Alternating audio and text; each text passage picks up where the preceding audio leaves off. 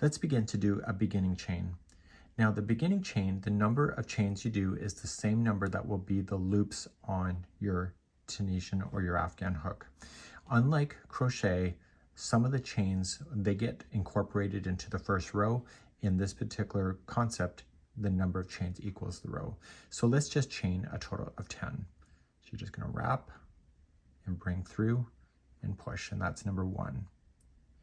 And then you push and wrap and 2. Push and wrap and 3.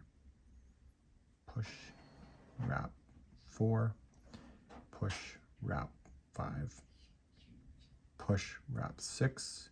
Push, wrap 7, 8, 9, and 10. And what I've not told you is that I keep sliding it over top of the shaft. So we have the anatomy of the hook. We have the head, the throat, and the shaft. And you saw me moving it down to the shaft because the dimension of the shaft is what regulates the size of your chain. So we're going to begin the forward pass, which is the next part of this process.